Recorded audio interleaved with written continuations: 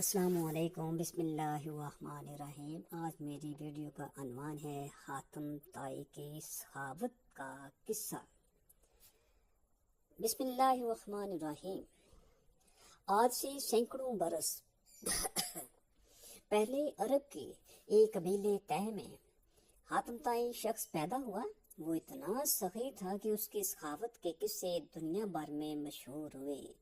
اس کے دروازے پر جو شخص بھی آیا اپنی ضرورت پوری کر کے گیا۔ کہتے ہیں کہ اسے اپنے گھوڑے سے بہت ہی پیار تھا۔ گھوڑا بھی اپنے مالک کا وفادار تھا۔ ایک روز آدھی رات کے قریب اس کے گھر میں چند مہمان آ گئے۔ اتفاق کی بات ہے کہ اس وقت حاتم کے پاس اپنے مہمانوں کی دعوت کے لیے کچھ نہیں تھا، اور رات کے وقت اس کا انتظام کرنا بھی بہت مشکل تھا۔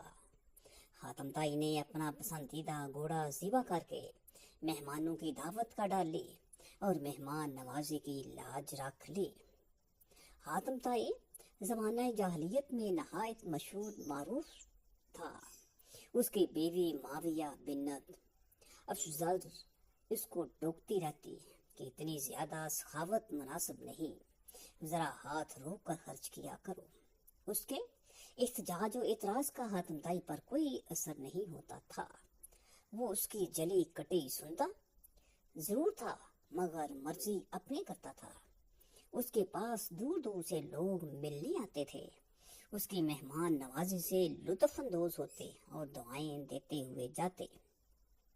معاویہ کا ایک چچا زاد تھا جس کا نام مالک تھا۔ وہ معاویہ کو پسند کرتا تھا۔ ایک دن اس نے معاویہ سے کہا، تم آخر حاتم کو سمجھاتی کیوں نہیں؟ دیکھتی نہیں کہ وہ کس طرح بغیر سوچے سمجھے مال لٹاتا ہے؟ اس کے پاس کتنا ہی قیمتی مال کیوں نہ ہو، جب تک کہ اسے خرچ نہ کر لے اسے چین ہی نہیں آتا۔ اب تو اس کے پاس جائیداد ہے، اگر اسی طرح مال لٹاتا رہا تو ایک دن وہ بھی آئے گا کہ جب وہ کنگال ہو جائے گا، پھر تمہاری زندگی اجیرن ہو جائے گی۔ اگر اچانک یہ مر جائے تو سوچو تمہارا کیا بنے گا؟ تمہارے بچے بھوکے اور بے یاروں مددگار رہ جائیں گے۔ معاویہ نے مالک کی بات کی تصدیق کی اور اسے سراہا۔ تم واقعی میرے خیر خواہ ہو، مگر میں کیا کر سکتی ہوں؟ مالک نے اسے ورگلایا، اگر تم حاتم سے طلاق لے لو تو میں تم سے شادی کر لوں گا۔ میں مالی طور پر حاتم سے زیادہ مضبوط ہوں، مالدار ہوں اور صاحب جائیداد ہوں۔ میرے ساتھ تمہیں کوئی پریشانی نہیں ہوگی۔ یہ اسلام سے پہلے کا دور تھا۔ اس دور میں عورتوں کو اپنے خاوند سے طلاق لینے کا طریقہ یہ تھا کہ عورت جانوروں کے بالوں سے بنے خیمے میں بیٹھ جاتی۔ اگر اس کی گھر کا دروازہ مشرق کی طرف ہوتا تو وہ خیمے کا دروازہ مغرب کی طرف کر لیتی، اور اگر مغرب کی طرف ہوتا تو مشرق کی طرف پھیر دیتی۔ یہ گویا اعلان تھا کہ عورت اپنے خاوند کے ساتھ نہیں رہنا چاہتی۔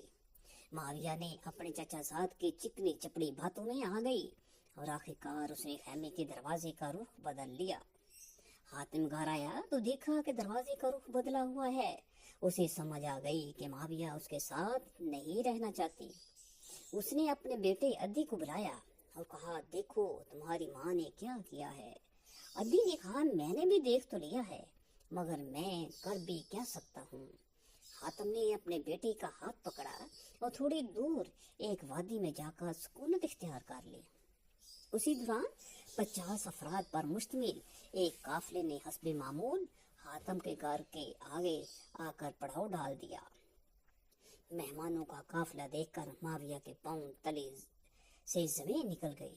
اس نے اپنی کنیز کو بلوایا اور کہا کہ میرے چچا زاد بھائی مالک کو مہمانوں کا بتاؤ، اسے کہو کہ ان کے لیے دودھ اور کھانے پینے کا سامان فوراً بھجوائے، آخر مہمان نوازی تو کرنی ہوگی۔ کنیز سوچ رہی تھی کہ آج لوگ حاتم کا مقام جان لیں گے، یقیناً آج کی رات فیصلہ کن ہے۔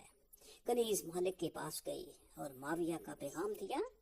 پیغام سنتے ہی مالک نے اپنا سر پیٹنا شروع کر دیا، اپنی داڑھی نوچی اور کہا کہ جاؤ معاویہ کو میرا سلام کہو، اور یہ کہو کسی مہمان نوازی اور اسراف کی وجہ سے ہی تو میں نے تمہیں حاتم سے طلاق لینے کا مشورہ دیا تھا۔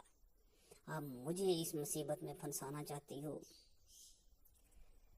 मैं बाज आया ऐसी सखावत और मेहमान नवाजी से।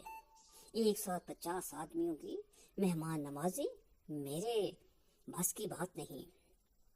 कनीज ने आकर माविया के सामने मालिक के अल्फाज दोहरा दिए। माविया को ये जवाब अच्छा ना लगा। घर में मेहमान बैठे थे, आखिर वो हातम ताई की बीवी थी। उसके घर में हर वक्त मेहमानों का मेला लगा होता था। उसने अपनी कनीज से कहा कि जाओ, हातम ताई इतना दूर नहीं, करीब ही वादी में ठहरा हुआ है, उसे बताओ कि तुम्हारे घर में मेहमान भूखे प्यासे बैठे हैं, उनके खाने का बंदोबस्त करो।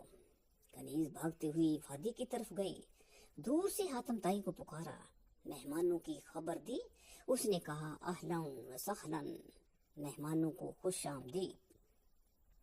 वो भागता हुआ ऊँटों के बाड़े में आया। वो ऊँट खोलकर खैमे के पास लाया और उनकी पिछली टांगों के घुटने काट डाले। उस दौर में ज़िबा करने का यही तरीका था। और ये माविया ने देखा तो जोर जोर से चिल्लाने लगे कि ये तुम क्या कर रहे हो, मैंने इसी वजह से तो तुमसे जुदाई इख्तियार की थी। ये ऊँट मेरी औलाद के लिए छोड़ दो। मेहमानों की खिदमत किसी और तरीके से भी हो सकती है। हातम ताई ने जवाब दिया, माविया तेरा सत्यानाश हो। जिस जात ने इन मेहमानों को, तेरी औलाद को और सारी मखलूक को पैदा किया है, वही उनका रोजी रसां भी है। तुम फिक्र करने वाली कौन होती हो? हातम ताई के दौर में एक बादशाह नौफल हुकूमत करता था। वो हातम की शोहरत से जलता था। एक दिन वो बहुत बड़े लश्कर के साथ हातम ताई पर हमला करने चला। जब हातम ताई को पता चला तो उसने सोचा कि मेरी वजह से बहुत से आदमी मारे जाएंगे और बड़ी खून रेजी होगी, उन सबका अज़ाब मुझ पर होगा। इसलिए हातम ताई वहां से भाग खड़ा हुआ और गार में जाकर छुप गया। जब हातम के गायब होने की इत्तला नौफल को मिली तो उसने हातम की तमाम जायदाद और उसके कीमती घोड़े कब्जे में ले लिए। उसने ये ऐलान भी कर दिया कि जो शख्स हातम को गिरफ्तार करके मेरे पास लाएगा, उसे मुंह मांगा इनाम दिया जाएगा। ये ऐलान सुनकर लालची लोगों ने अपनी किस्मत आजमाने का फैसला किया और हातम ताई की तलाश शुरू कर दी, लेकिन वो सब नाकाम रहे। एक दिन एक बूढ़ा लकड़हारा अपनी बीवी और बच्चों के साथ सूखी हुई लकड़ियां ढूंढते हुए पहाड़ के दामन में गया। वहीं एक गार में हातम छुपा हुआ था। बुढ़िया बोली, काश हातम ताई हमारे हाथ लग जाए तो इस बुढ़ापे में हमें लकड़ियां ढूंढना न पड़ेंगी, बल्कि बादशाह से बहुत सा इनामों का राम लेकर आइंदा आराम की जिंदगी बसर करेंगे। इतनी सख्त मेहनत से हमारी जान छूट जाएगी। बूढ़े ने कहा, कैसी बातें करती हो, हमारी किस्मत में आराम कहाँ। हमारी किस्मत में तो यही लिखा है कि रोज लकड़ियां जमा करें और शहर जाकर फरोख्त करें, तब कहीं नान नमक का इंतजाम हो। तो इतना ना सोच जाकर हातम हमारे हाथ नहीं लग सकता। बुढ़िया ठंडी सांस भरकर चुप हो गई। हातम ताई गार में छुपा हुआ उन दोनों की बातें सुन रहा था। उसने सोचा कि मेरी जिंदगी से क्या फायदा, जिस इंसान के दिल में रहम नहीं वो इंसान ही नहीं। हातम गार से बाहर आ गया और बूढ़े लकड़हारे और बुढ़िया से मुखातब होकर बोला, तुम लोग मुझे नौफल बादशाह के पास ले चलो और अपना इनाम पाओ, ताकि तुम्हारी आइंदा जिंदगी आराम से गुजरे। बूढ़े लकड़हारे ने कहा, हम ऐसा नहीं कर सकते, ना जाने बादशाह तुम्हारे साथ कैसा सलूक करे। अगर उसने तुमको जान से मार दिया तो ये गुनाह हमारे हिसाब में लिखा जाएगा। हम ऐसा नहीं कर सकते। हातम ने कहा, तुम लोग ऐसा नहीं कर सकते तो मैं बादशाह के पास चला जाता हूँ। वहां जाकर कहूँगा कि मुझे गिरफ्तार कर लो और इन दोनों ने मुझे तलाश किया है, इन्हें इनाम दो। बूढ़ा लकड़हारा ये सुनकर हंसा और हातम ताई से बोला, ये तो भलाई के बदले बुराई है। अभी ये बातें हो ही रही थी कि बहुत से लोग जमा हो गए। उन सब ने इनाम के लालच में हातम को घेर लिया और उसे लेकर नौफल के दरबार में पहुंच गए। वहां कहा हमने हातम ताई को तलाश किया है, इसलिए हमें इनाम दिया जाए। उन लोगों के साथ बूढ़ा लकड़हारा और बुढ़िया भी बादशाह के दरबार में पहुंचे और एक कोने में खामोश खड़े हो गए।